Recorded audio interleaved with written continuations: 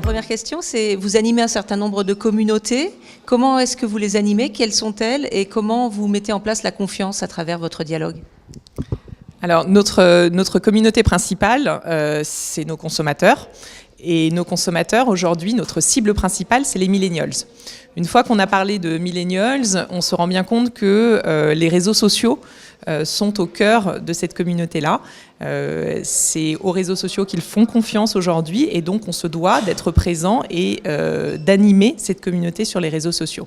Donc ce qu'on fait en fait, c'est qu'on a plusieurs outils. Donc on a notamment un outil qui va permettre à nos clients de poster des photos de leur intérieur avec des produits made et nous allons faire une curation de ces photos-là sur notre propre site. Donc ça, c'est un premier élément qui permet d'amener en fait des photos et du réel sur notre site. Mais nous animons également effectivement les communautés directement sur Facebook, sur Instagram, qui est une communauté très importante pour nous puisque sur la décoration, l'image est clé, ou sur Pinterest par exemple. Et là, régulièrement, nous allons leur donner des inspirations. Donc il ne s'agit pas de faire du commercial et surtout très peu de commercial finalement, mais plutôt des inspirations autour de la décoration et du design. Ça, c'est pour les clients. Mais notre communauté, c'est également les designers à qui nous proposons aujourd'hui une plateforme collaborative où ils peuvent aller poster toutes leurs idées, tous leurs projets et nous nous engageons si les clients, on les met en direct avec nos clients, si les clients trouvent que leurs idées méritent en fait d'être créées et distribuées, nous nous engageons à produire et à distribuer des produits. Ça s'appelle Talent Lab et aujourd'hui c'est accessible à tous les designers. On a la plus grande communauté, la première communauté de designers en Europe. Enfin, les collaborateurs.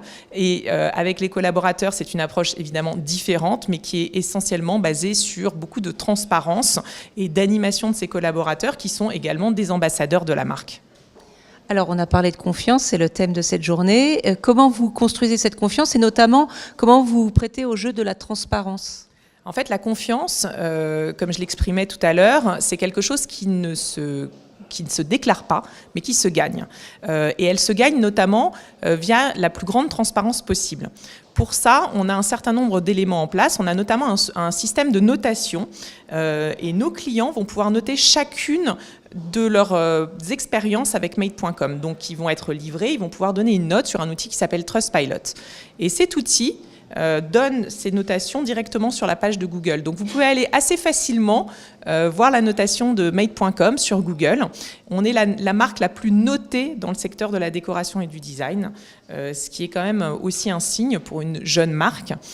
Donc ça, c'est ce qu'on fait par rapport aux clients. Et je fais également la même chose vis-à-vis des collaborateurs qui ont également à leur usage un outil où ils peuvent nous faire du feedback tous les jours, à n'importe quelle heure du jour et de la nuit, j'allais dire, sur leurs conditions de travail, sur leur motivation, sur leur engagement, sur des idées qu'ils aimeraient qu'on mette en place. Voilà, c'est comme ça qu'on joue la transparence et du coup la confiance.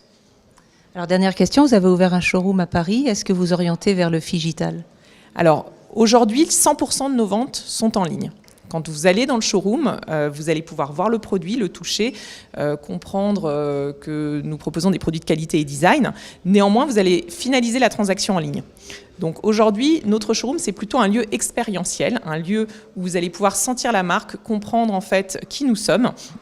Donc notre objectif n'est pas du tout d'avoir un réseau de distribution pléthorique, mais plutôt d'avoir des beaux showrooms comme celui qui a été à Marseille, qui donne envie aux clients de choisir Made. Et d'autres showrooms à venir ? Donc nous avons en projet d'autres showrooms dans les villes principales, bien choisis et toujours avec cette notion d'expérience.